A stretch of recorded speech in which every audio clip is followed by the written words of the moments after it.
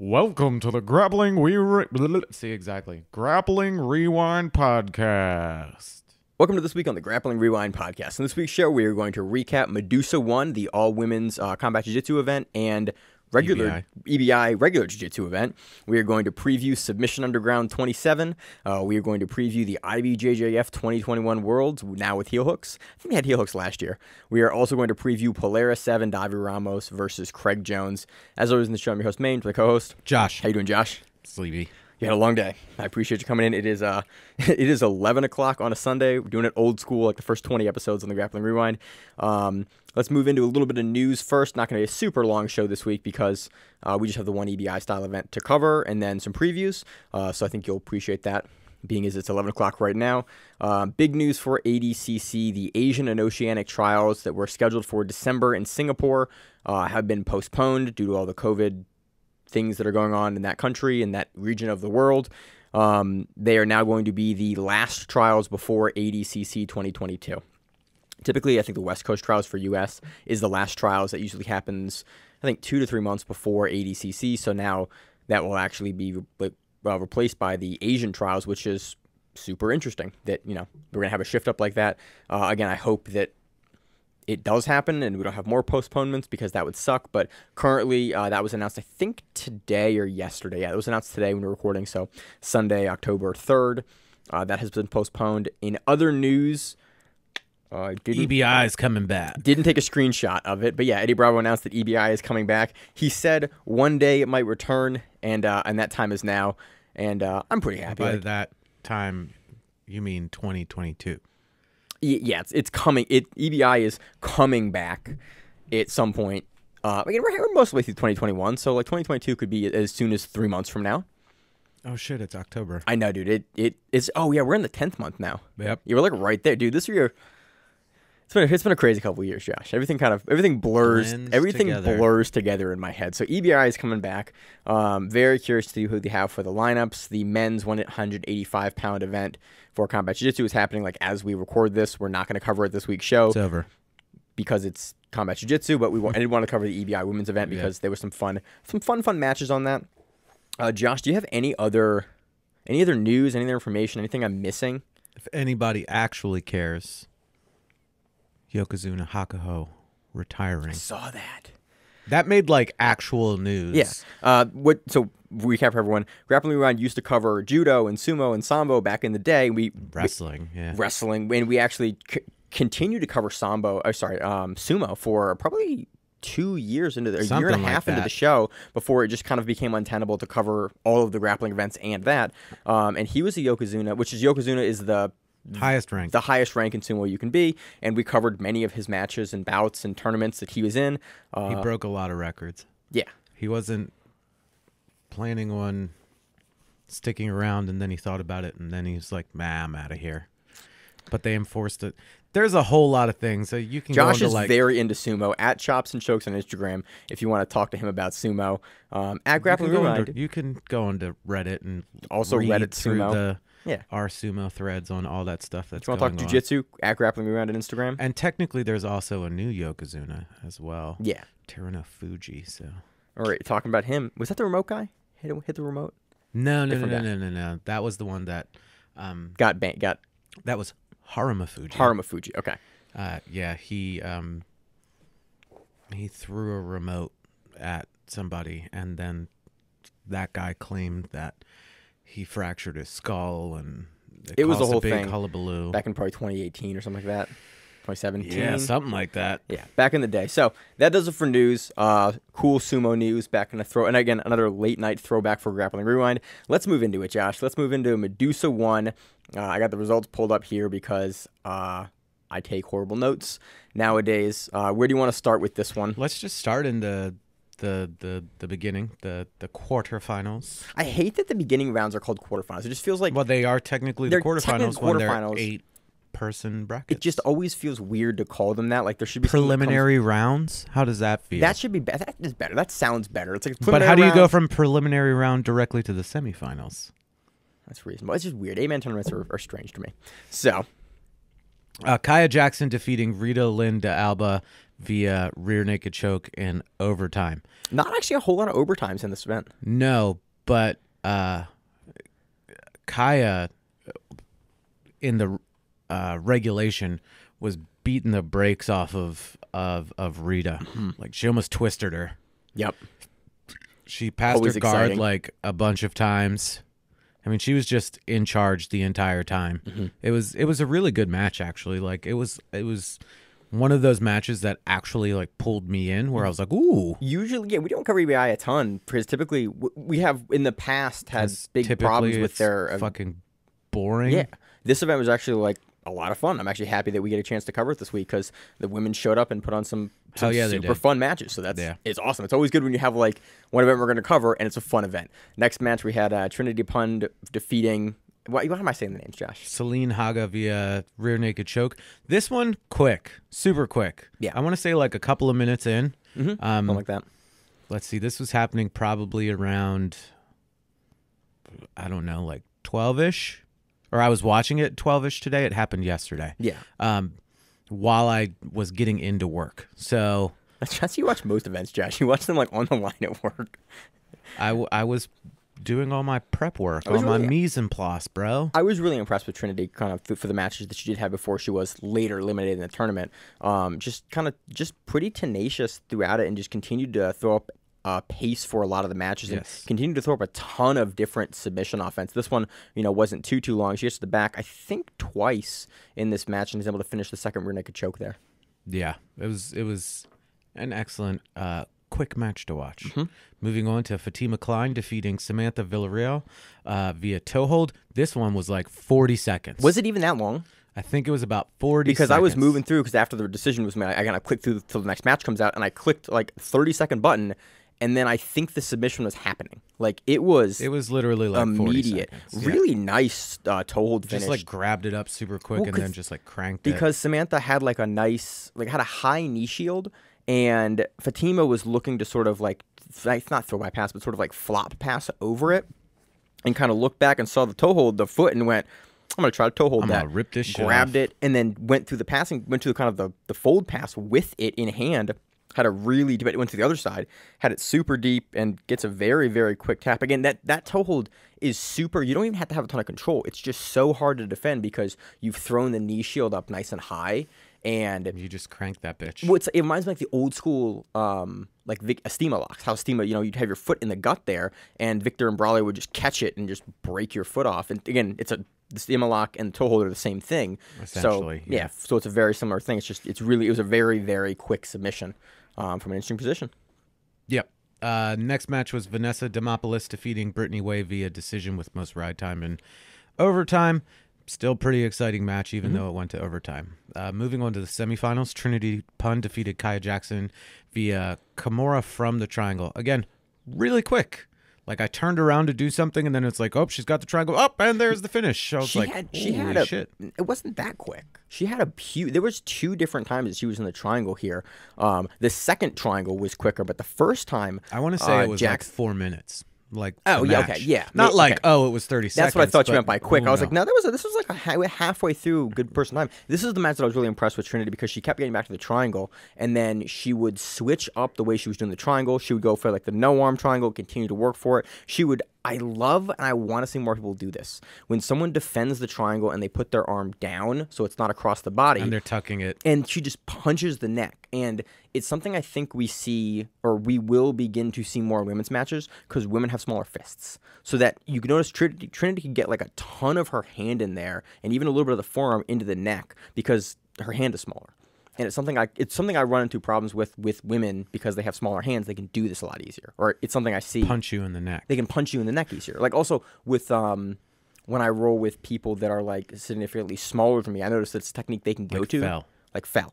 Like I can block my neck and they can continue to just like drive through. Like bigger people tend to get kind of caught on the jaw and on the shoulder with their hand because their hand is so big. But with smaller people, they can punch in. It was interesting to see Trinity do this because she got like, I noticed her whole hand. You couldn't see her whole hand. Like the entire hand was past the neck. And I went, there's a ton of pressure there.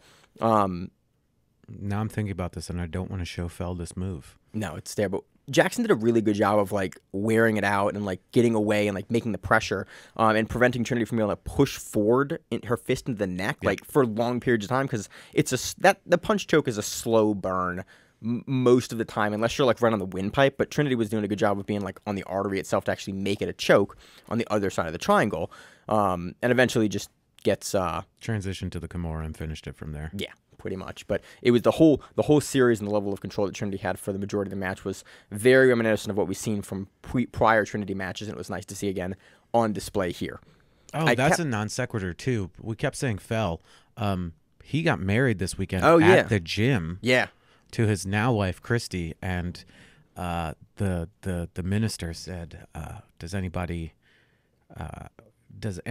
have any objection to this wedding?" And his now wife was like, "I do. I can't marry a brown belt." And then this is a Fell got promoted to black belt right before he got married. That shit was sick. Yeah. I just wanted to talk about that because when we talk about it, it was fucking dope. That is jiu-jitsu related news for us at Baltimore. There you go. Baltimore BJJ. Got married in the gym. So that's cool. There you go. I did commentary at guard, so I was unable to make it to that section of it. Right. But went to the after section. Awesome. Yeah, I'm very, very upset that I could not make it. They have it videoed. We should put on the Instagram. That's the first black belt commercial in the gym I've missed. Aside from Terry. Yep, I've been to every single. I make it a point to go to every single promotion at every gym. Yeah, Did you go to Randall's? Yes. I didn't get a chance to go to that. I was off the day before, and I had to go to work. Yeah, the only one I've missed is the ones that are like this, where they're not announced beforehand. Like those, I go to every single promotion for every single belt for everyone at the gym. All the nighttime promotions that I can go to, because I think it's super important as part of the community. Oh yeah, absolutely. So I make a big effort to do that. And our gym is slowly gaining more and more black belts. Dude, yeah, we have like 10, 12 now. Something like that. Something like that. Anyway, back to this match. It was a great match. Moving on, Josh. This is what the 11:30 shows used to be like. Very true. Old school grappling rewind. Vanessa Demopoulos defeating. I already said that one. Yep, you did. Okay, so going into the semifinals, the second semifinals match. The second semifinals match, Fatima Kline defeated Vanessa Demopoulos via submission armbar. Fatima was on point. Mm-hmm. I mean, even going into like the finals, she wasn't really messing around at all during this tournament. No, she was whatsoever. She was super aggressive, and I really enjoy that from like the EBI style tournaments, because you have a lot of competitors. This is what made EBI interesting in the beginning, before everybody started specifically training for the overtime rounds and being okay with getting their asses completely handed to them the entire match, and then I can win in overtime. Right. And especially once they took out like that incentive of you don't get paid. Yeah. If you don't get a submission. I always had a problem with. I had a problem with it because it's like, oh, you're not getting paid. And like Wagner won everything and then got paid nothing. And you're like, that is not, like, he just did a professional event and beat a bunch of guys and you can get paid for it. Like, that's fucked up. So, but Fatima, dude, came aggressive. This is what I like. This is matches like this and grapplers like this are why I'm excited for EBI to make a return, because the overtime was initially meant as like, if you don't or unable to submit, we have this thing to decide for a tournament, so there's not decisions. So there's not like bias for decisions, and that's what it was trying to eliminate. If we have exciting grapplers that go in and looking to like take people's heads off, EBI can be. You don't need to go to overtime. It can be a fantastically exciting event. And we've seen that a little bit with Emerald City Invitational as well. Like, there are fantastic preliminary matches. Typically the finals, will go to decision or go to overtime, but they don't have to. In the finals match, we had Fatima hitting a, couple minutes? 2 minutes? Maybe 2 minutes in. Again, another fast match. On Trinity Pun. This one surprised me. They both came out like a... Both of them were very aggressive throughout the entire tournament. It was just like Fatima turned it on. One thing that was the neat thing about this was Fatima looked like she was trying to go for the arm on the pass here. Like she was on top and she had jumped over the leg to try to she looked like she was going to loop back through for like a outside leg triangle. And then she hops all the way over for the knee, and I went, oh, she could go Kneebar here. For some reason, with how she had started to set up the pass initially on Trinity, I anticipated her to go to the legs. Anticipated her to not go to the legs based on how she was passing. She looked like she was actually trying to do upper body passing and like settle her hips back down. And then she jumps over because Trinity started defending like properly in that pass, and she went, okay, I'm not gonna be able to pass effectively this way. I'm gonna go for the knee bar, and she hits like the straight up, over the top, jump down, extend, get to the knee bar, finish. And I was just really impressed with that finish because it was quick, it was really controlled. Trinity started to kind of push against it, but Fatima was able to keep good control of that knee the entire time and gets a relatively quick, finish in the knee bar. There wasn't a whole lot of fight that Trinity was able to kind of put up in that knee bar because Fatima's technique was so good in that finishing sequence. So yeah, really impressed. I don't think we've had a chance to cover her very much. I mean, she's East Coast. She's from Black Hole up in New York. Okay. We probably have. It's just you're not recalling it. I'm almost 100% sure. I'm also not used to doing shows this late anymore, Josh. So that's the other thing. Dude. Again, like these are my. It's like I'm awake at this point just because I left work. That's the only reason why I'm awake. You'd be asleep. And going into EBI, when we're talking about it, some of the planned entrants for EBI, Ty Rotolo, Nikki Ryan, and Nathan Orchard. That would be like those three names excite me. Like Orchard goes for the finish. Nikki Ryan goes for the finish. Ty Rotolo goes for the finish. Hell yeah. Like that's exciting. And they're doing it at welterweight. So like they're all cutting weight except for Orchard. Oh, that's right. I was thinking Cade. Cade's the lighter one. Ty is going to have to cut some weight. Ty. Well, no, he was 70-something at the 178. I thought he was like 176, but I could be wrong about that. 8 pounds isn't a whole lot to cut. It's not. But again, he's not cutting weight for that. And I'm hoping he stays active because I'm assuming he's going to get an invite to ADCC. With his performance, wouldn't surprise me. last time. Who's number one versus all those guys that would not surprise me. They've done trials in the past before. They've competed in ADCC before. Those two guys would not surprise me for an invite. And then seeing Nikki Ryan on like the comeback, so that would be it would be the first we've seen him since the knee injury. Yeah. Who do you take that against? Was that Dante? Yeah.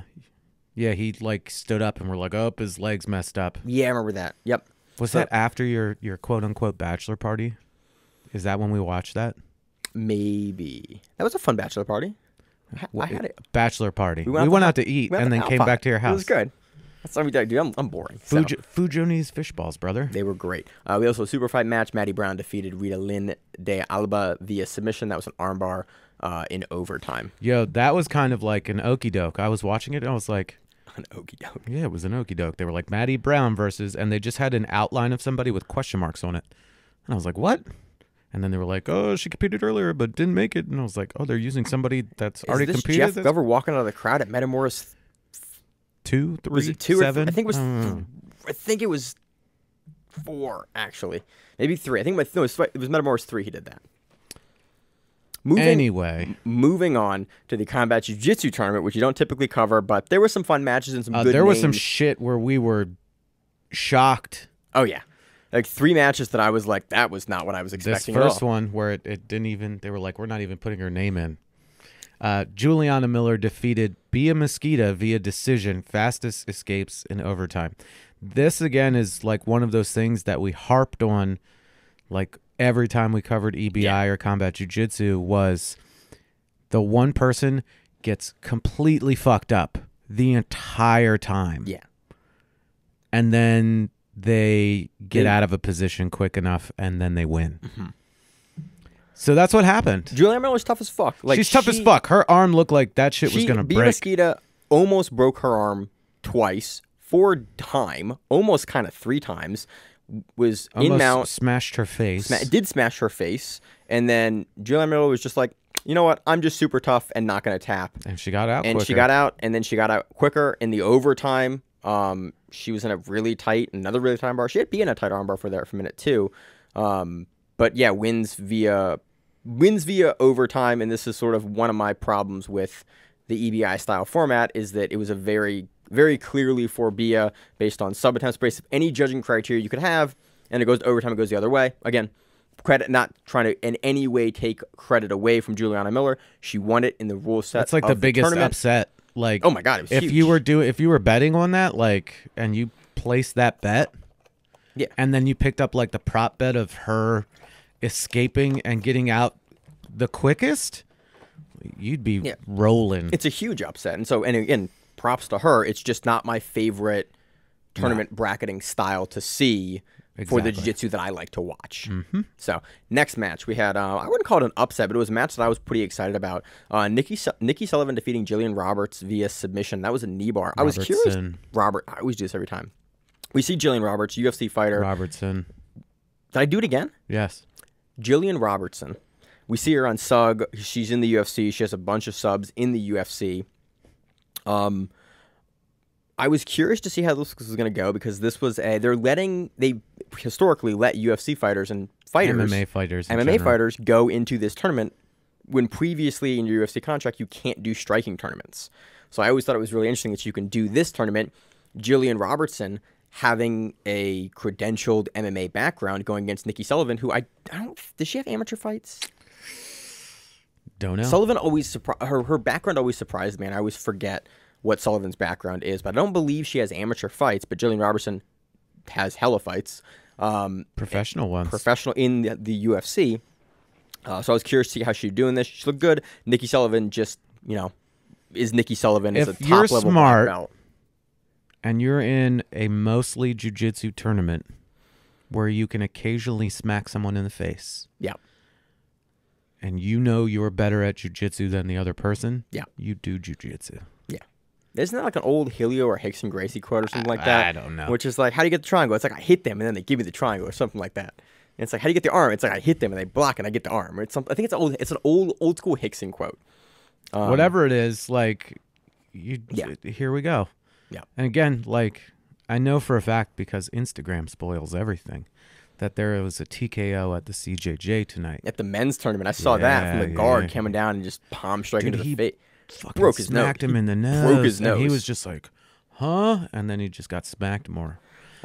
Next match. Brianna St. Marie defeated April Parks via rear naked choke. That's the other thing. Aggressive. Yeah, that's the other thing. Like, some of these people we're not as familiar with, and it's really cool seeing them. Yeah. And I'm like, oh, okay, what's going to happen? What's it, all this? And then shit like this happens. Sofia Nordeno defeated Laura Halleck via inside heel hook. Another quick one. Yeah, Nordeno. I expected Nordeno to be one of the front runners in here. She was one of the 3 women in this tournament that I kind of expected to go far. It was really funny that during commentary during this match, they were like, a lot of people are taking Halleck to take the entire right side of the bracket. And I was like, okay. Have you guys seen Sofia Nordeno? She's real good. No, obviously not. Yeah, locked up a nice heel hook. It wasn't. I want to make sure I have my matches correct. Yeah, this one, I was kind of surprised that Nordeno was able to get this like she did because... She just tangled up her feet like super well. Yeah, but she switched on the side and then she had one hand under for the heel hook while Halleck was kind of holding her other hand.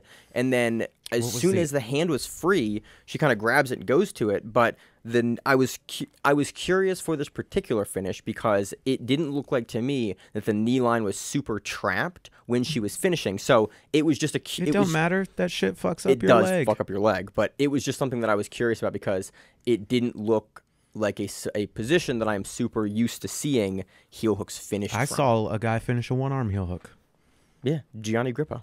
That was two-armed.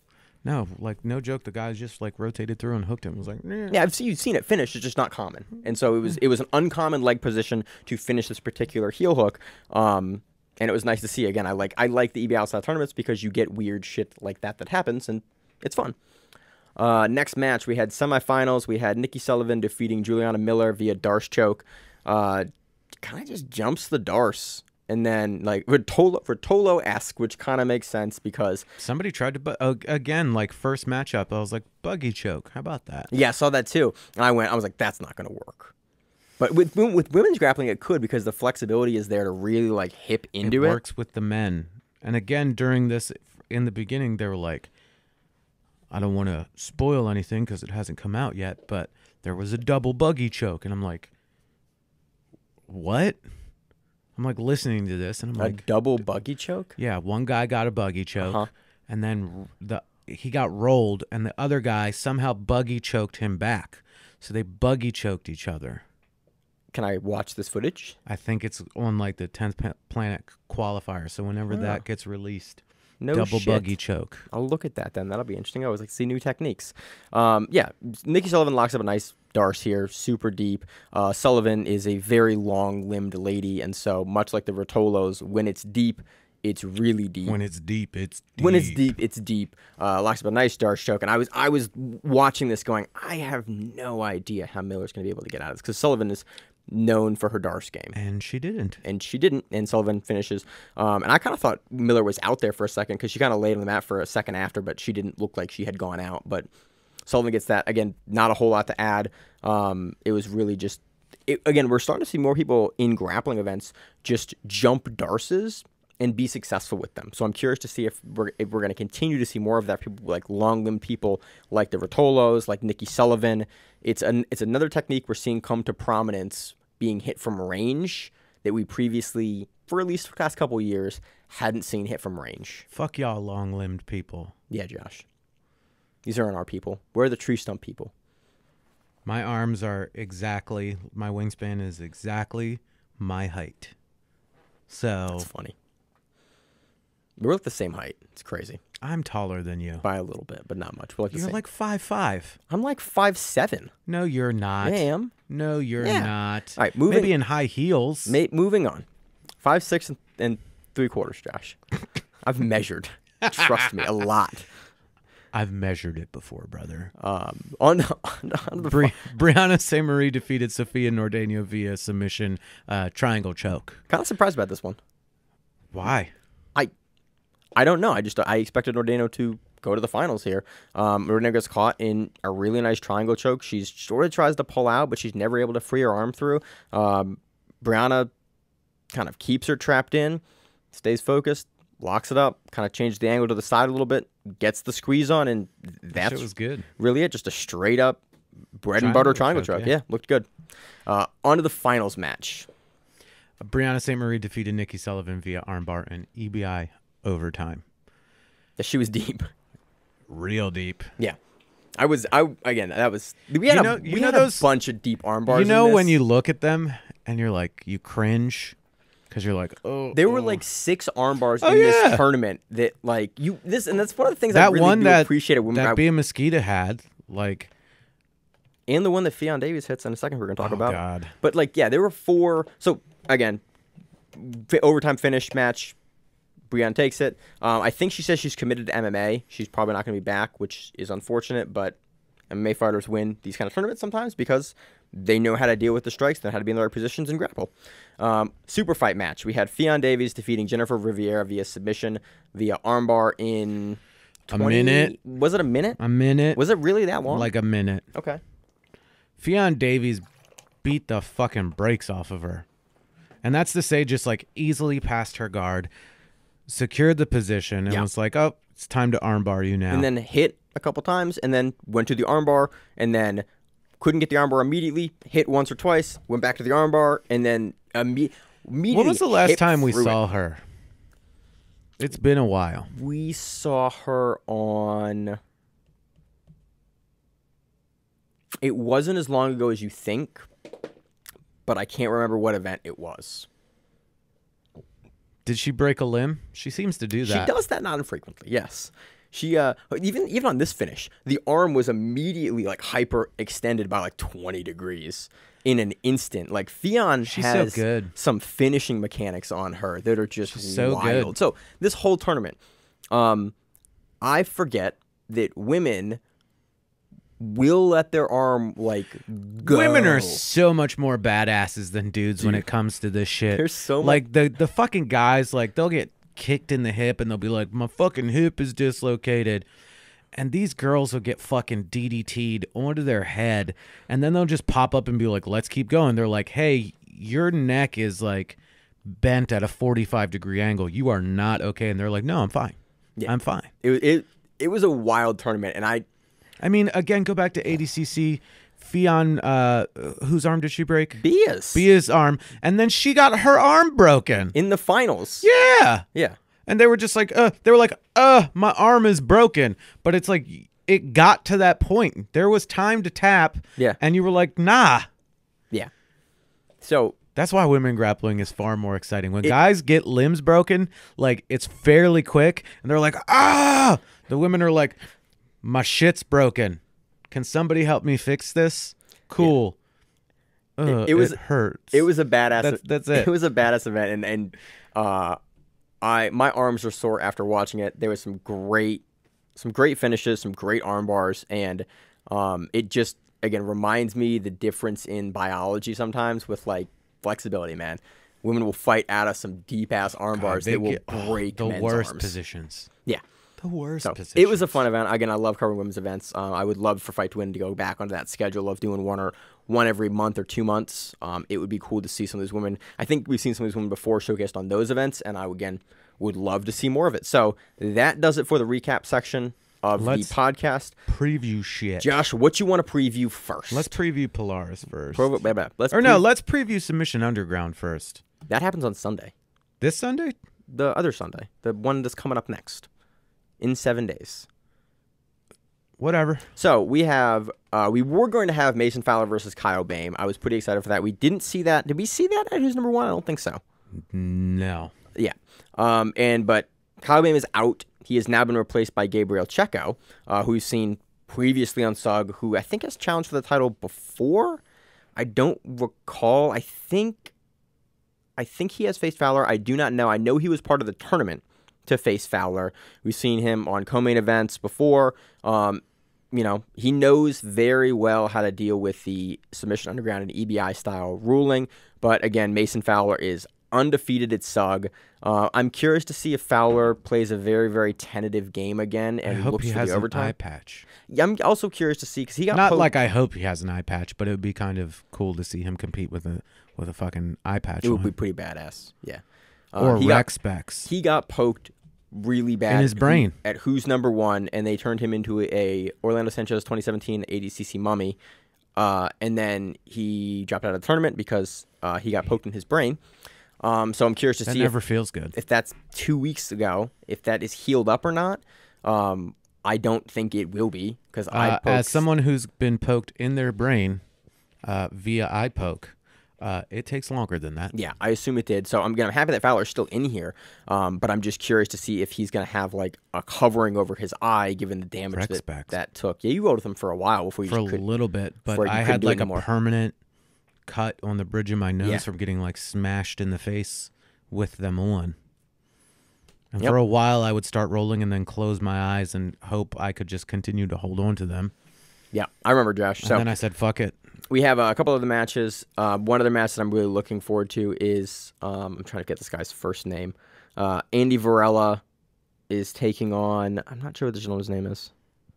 It's not Butler. Right there. Is it? Am I missing it? Oh. Because Andy Varela was going to take on Carlos Condit, and Butler has replaced him, and I always love watching Andy Varela on SUG because does he have a mullet in that picture? He does a mullet when he grapples. But that's like a fine looking mullet right there. It's a straight up like dyed mullet. The Varela rocks. Ian Butler. Yep. So Ian Butler's filling in for Carlos Condit. Again, I would love to see the Condit matchup. I think that's fun for Varela. But let's see what Butler does. Again, Varela is another person that was in that tournament to face Fowler for the title. Curious to see how these two guys match up. There's also the card is also full of other SUG veterans, but those are the two on the main event that we'll probably be able to get a chance to cover on the following week. Josh, you want to do No-Gi Worlds next? Or want to do Polaris next? Let's do Polaris 17 next. We have a main event matchup, Davi Ramos versus Craig Jones. Yes, Craig Jones' finger is healed. Wait, what happened to his finger? Remember he broke his hand or whatever? Is that why he was out of who's number one? Yeah, he broke his like thumb or whatever. Oh, no shit. So this will be for a title. This is the middleweight title that Craig has that he took off a Keenan almost 2 years ago, right? In the before time, Josh. In the before time. In the before time, I think Craig took that off. This is a tough matchup for Ramos. Ramos has had some difficulty recently versus I think he dropped a match to Dante Leon. Got choked out in the last 2 seconds. Did he really? I thought it was a decision. I was here and we covered it and we watched it like 6 more times. There was like 10 seconds left and he transitions and then the last 2 seconds, I remember that. That was wild. Yep. And then the previous match he had was with not Nikki Ryan, Pedro Mourinho. Yeah. He dropped the decision to Pedro Mourinho. Lost to Tonin. He's lost to quite a couple of people recently. I think jiu-jitsu-wise. his ADCC 2015 was the last like real grappling run he made. So it's been. Well, he did MMA for a while and then fell out of that. He's still in the UFC. He's looked really good. I think he dropped one to Islam Makhachev as the last recent. But other than that, no, he lost. He was on a more recently. He was on a win streak there. So other than that, it's a really tough matchup for Ramos. I'm curious to see if Ramos, now that we're seeing him in more grappling events, is kind of transitioning back over into grappling, and we're going to see kind of a return to form. But again, against Craig Jones, that is a tough one to come back for. I'm going to pick Craig Jones here, and I'm going to pick him via leg lock, and I'm going to pick him via leg lock. Via wrist lock. I'm going to pick him via leg lock kind of Craig, wrist lock him.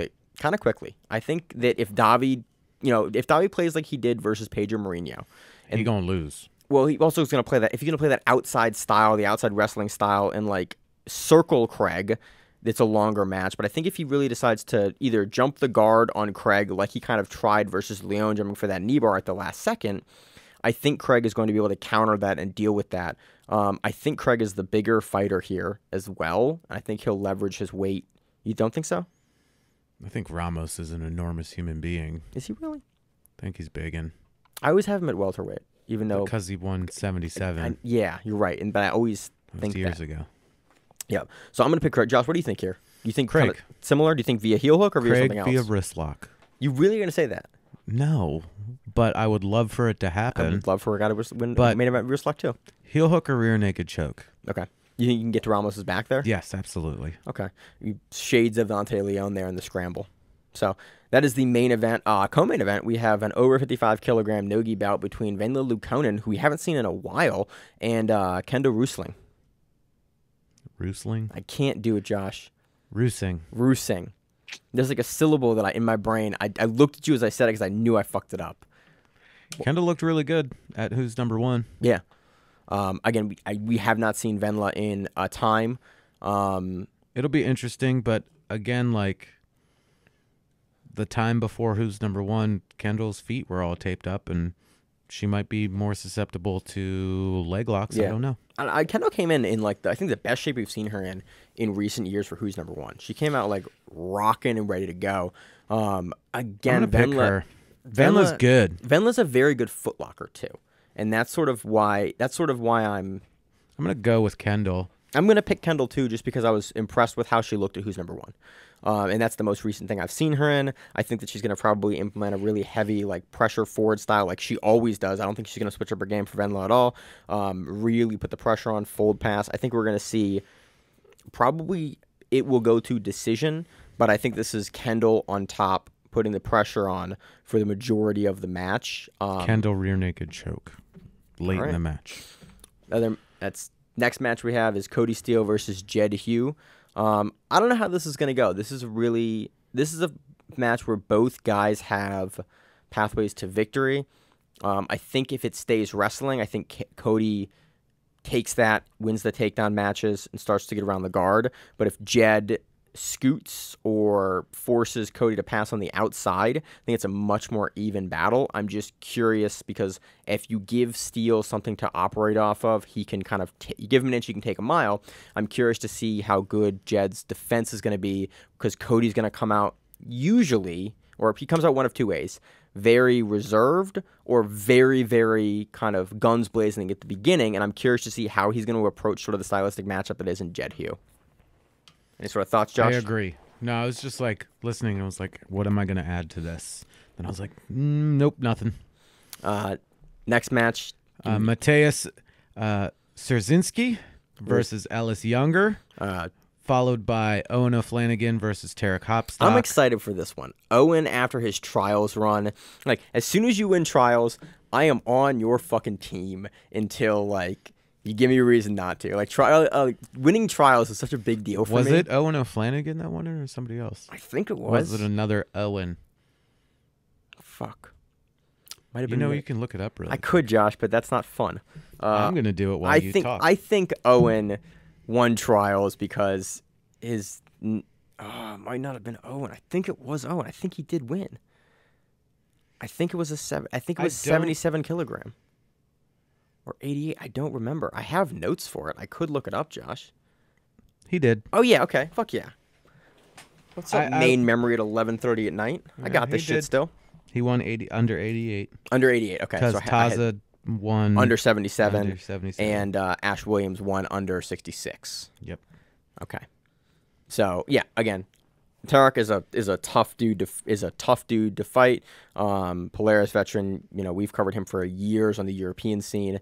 If Owen looks like Owen did in his trials run, he was just submitting everyone. Submitting fools. So I'm very curious to see Tarek has very good defense, leg work defense. I think that's where Owen's going to take it, but so that one I'm super excited for. Also, we have Robert Deagle taking on Camille Wilk. First time we've seen Deagle on Polaris. We've seen him on Grapple Fest. We've seen him on a bunch of stuff. I've commentated his matches before. This is like a big thing for him. Yeah, I mean it's a big major event. He's been trying to get on majors for years. He's a black belt now. He can't do IBJJF for the next 10 months because Josh is moving mouse. Yeah, just because of how he got promoted or whatever it was. Yeah, well, it's because he wasn't brown belt long enough, and now he's got to be a black belt for X amount of. He's got to be a brown belt here, and he's got to eat that time before he can go to that. So he's on super fights, and so I'm happy to see him on super fights. It should be a very fun one. Look for Deagle to enter on the feet and go for that, and defense to happen. So moving on to our preview of the 2021 IBJJF Worlds No-Gi. So there's gonna be heel hooks, and there's gonna be a lot of them. Gonna be heel hooks. We're gonna see. This is I think last year's Worlds had heel hooks. I think they did. I think it did. This will be the first bigger No-Gi Worlds that has heel hooks. We're gonna see a lot of guys that still haven't figured out how to deal with it yet. That have been doing IBJJF their entire career, because at every major we see with heel hooks, we see guys not defend the right way and get crushed. So pretty big and pretty decent entry for this one. Where's this one happening, Josh? Do you know? Is it Florida? Is it Texas? One of those two places. Probably.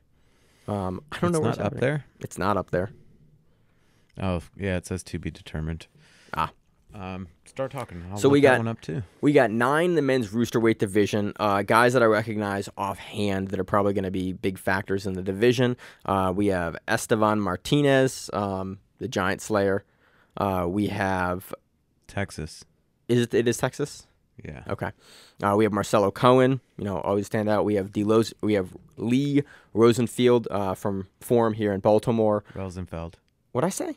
Rosenfeld. My bad. And that's a division of 9. Those are the names that jump out to me. Dave Zenario. Yeah, Dave Zenario as well is in there. We have Light Feather division of 17. That's a nice amount of people. Yeah, we got Ray De Leon. We got Richard Alarcon in this division. The old Ray. Mm-hmm. We got Paulo Miao in this division as well. Oh, an adult? Yeah. Not in Masters this time. Nice. Junior Ocasio's in there. Junior Ocasio's in there as well. Yeah. So that'll be a fun division. I wouldn't surprise me to see Edwin and Paulo close that one out. It'd be really interesting, but they're both very well known for both attacking and defending the legs. Yeah. So it'll be cool. Going on to Feather, a division of 22. Let's see who's in here. Adam Benayoun is in there. Let's see who else is popping out at me. I'm not talking about those people. Yeah. Diego Oliveira's in here. Charles Murdoch. Daniel Meyer's in here as well. There you go. Gabriel de Souza's in here. We just saw him, Gabriel de Souza. Yep. He defeated Mikey Musumeci. So think about that one. Mm-hmm. That'll be an interesting division. I'm gonna lean Gabriel Souza. I'm gonna lean Gabriel Souza. Just after his performance on Who's Number One, I'm gonna lean him hard in No-Gi. Men's lightweight division of 34. We have Gianni Grippo. Johnny Tama. Who else is in here? We have Jordan Holy in here. We have let's see, Igor Nascimento's in here. We have Mateus, different Mateus. Different Mateus. DeAndre Corbray. Mm-hmm. Right DeAndre Corbray's in here. Enrique Smeglia's in here as well. Oh, it's an interest. These are. Big It's division. really fun. Like, what's funny is like I don't keep up with a lot of no-gi recently, but like popping back in and out, I'm like, oh yes, this is good. Men's middleweight division of 40. Holy shit! PJ Barch is in here. Alan Sanchez. Alan Sanchez is in here. Jonathan Satava is in here. Vinicius Wong is in here. Rana Mutliab is in here. Let's see. Davi Ramos is in here. Hugo Marquez. Paulo Costa's in. I think that's a different Davi Ramos. I think it is. I can never say his name from Detroit Jiu-Jitsu. Fadala. Yeah. Fadala. Yep. Fadala's in here. Dante Leon's in here as well. Jamie Souza's in. Jamie Canuto's in here. Edwin Najmi's in here. Let's see. Oliver Taza's in here. Levi Jones Leary's in here. I haven't seen him in a while. Yeah, he got announced for Who's Number One versus I think Jimenez or Taza versus Taza. Yeah, he got announced versus Taza. So that'll be a fun. That's a giant division. A 40, hell yeah. Yeah. On the medium heavyweight, a division of 25. So on the other side of the bell curve here, we have David Garmo, Mike Perez. Mm-hmm. We have Jake. We have Jeff. That's not. No, it's not Jake Watson. Not Jake Watson. We have Andrew Wiltsey in here. We have Mika Prehavik in here as well. Let's see. We have Manuel Hibamar in here. Kevin Burbrick. We have Hunter Colvin and James Partridge from Brothers Jiu-Jitsu. Jefferson Guaresi. Mm-hmm. Hell yeah. Yeah, big division. On to the heavyweight division, we have Giancarlo Bordolio, which is Giancarlo Bodoni. Bodoni. And he's under Alliance this time, so he's not under New Wave, because I don't think New Wave is probably IBJJF certified. Probably not. Because he was under that for Who's Number One. James Brasco is in this one? Mm-hmm. Oh, wow. Wardzinski's in here? Wardzinski's in here because he's stateside right now. We have Wagner Hosha in here. We have Pedro Mourinho's in here as well. So this will be another fun division. Down a little bit. Anybody up? Down? Down? He said up. My bad, Josh. Oh, okay. Oh, Diego Romulo. Mm-hmm. Hell yeah. Men's super heavyweight division. We have Andrew. Felipe Andrew, Vinicius Garzola, Elliot Kelly's in here as well. Joe Dirksing. Mm-hmm. Hell yeah. Hassan Rita's in here as well. And Lovato and Devontae Johnson. Lovato's in this one? Yeah, Rafael Lovato Jr., baby. Interesting. So that from repping Six Blades, not Lovato, which I think is kind of funny. Yeah, that was when I looked at this earlier in the day. That's the thing that I wanted to kind of point out and go, that's curious. I'm curious to see why he's not repping Lovato Jiu-Jitsu, why he's repping Six Blades. I don't know. I think we've seen him rep Lovato before at IBJJF. Yeah. Yeah, so it was just interesting. Unless somebody has copied it over incorrectly, but it was an interesting registration to see that he's repping Sanji's school, not his own. On to the ultra heavyweight division. We keep seeing this, and I don't know why. I hope he gets Max. He did last Jimenez time again. So ultra heavyweight. Last time we saw Max Jimenez, we saw him first match versus AJ Agazarm. AJ Agazarm is a mid featherweight. Lightweight, probably. Yeah, lightweight. And he consistently enters into ultra heavy. I don't know why. Don't know what's going on. I want to see him again versus Jimenez. So, yep. Those are the big standouts in the division that I'm. Victor Hugo. Max Jimenez. Wait, where's Victor Hugo? Down right there. Shit, he is in here. Yeah. So I want to see a Victor Hugo Max Jimenez finals here. That will be. Vinny Magalhaes is in there too. Yep. Cyborg's in here as well. Vinny Magalhaes is in here. Yep. So that will be a fun division. On to the female divisions. We have female light featherweight, a division of 5. We have Sofia Amarantes in here. We have Patty Fontes in here. We have Maisa Bastos in here. Look, again, I foresee Bastos taking this one. Mm-hmm. Female featherweight division, we have Talita Alencar, Gabby McComb, Jessica Rodriguez, and Taylor Sauser. I'm going to pick McComb here, although Gabby McComb. Alencar definitely has the skill set to take it. I'm going to favor McComb here based on recent performances versus Alencar. I think Alencar might have actually taken the last one at Fight to Win, but I think Macomb will make the adjustments that she needs. Macomb has been impressive as of late. Under the female lightweight division, we have Heather Rafferty. We have Nikki Sullivan. We have Ffion Davies. Ooh, there she is. Yep, Ffion Davies is in here. Hannah Sharp's in here as well. That's another good one. Margot Cicerelli. Yep, from Unity. Yeah, that'll be a fucking fun. good. That'll be a. She was in the fun finals division. of World or not of Pans. Yeah. That'll be fun. I'm curious to see what Ffion looks like in that division. Also, I didn't think that Margot was that heavy. I thought she was lighter. Interesting. Female middleweight division, we have Raquel Canuto in here. We have Laura Haddock, Aaron Johnson, and Elizabeth Jane Excel as well. I think we probably see a Canuto Haddock final here. Halleck. It's Sorry, Halleck. Sorry, Come on, Josh. brother. Medium heavyweight division, division of 3, Elizabeth Clay, Bridget Grace, and Jordan Patrick. Clay. I would pick Clay here via probably Kneebar. Or actually the heel hooks now, so it could be heel hook Kneebar. Either one. Female heavyweight division, Maria Miliasic, Elizabeth Mitrovic, Rafaela Geddes, and Maggie Grindotti. That's a crazy division. I'm gonna pick Geddes here. Geddes versus Miliasic in the finals. Yeah, that's why I would pick as well. They may do the weird round robin thing in the 4 divisions that they've been doing recently.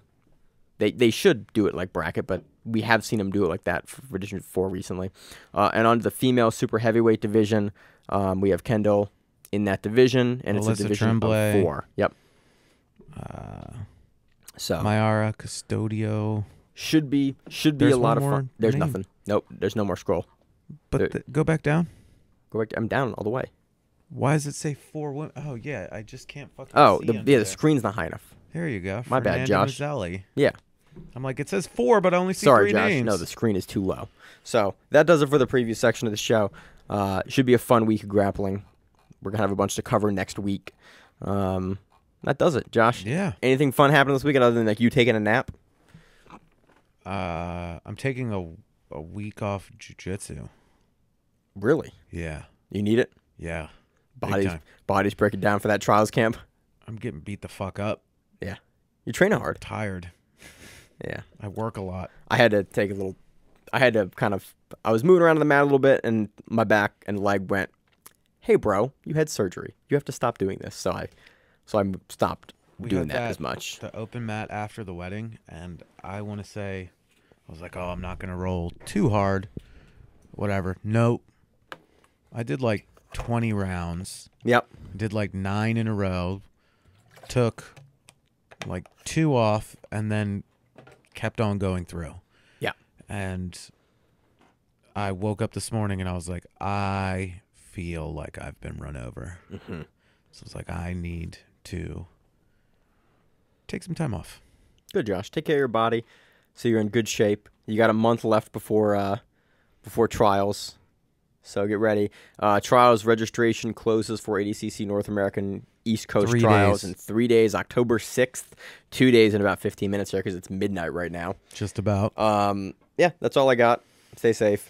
If you need time off, take time off. Take care of your body. I'm doing nothing except, resting this week for the most part. Taking rehab a little more seriously because I'm getting a little more leg pain. That's why I pissed off my leg exercising too much last week. So that's that. But surgery rehab's going well. I gotta get out and deer hunt a couple times this week, hopefully. I just bought my license the other day. Nice. I got the license and I got a black bear permit for it. And then DNR emailed me and went, "You didn't actually get that permit. Everyone got that permit accidentally. You didn't get it." I was about to say, holy shit! Like you put in the first year and got it. No, I put in because I was like, "I'll put in." You know, for you it. have to go to like Western Maryland to do that shit, right? Yeah, I know. But I was like, "I'll put in for it just in case." And then DNR gave it to me, and then DNR went, "Everyone got it. You didn't actually get it. You can't do that." And I went, "I know, but I don't believe you." I knew it was immediately an error when I was like, "Yeah, it's an error." But it was funny. And then I got a certified letter from DNR, and that made me laugh, and I'm gonna keep it because I like state documentation.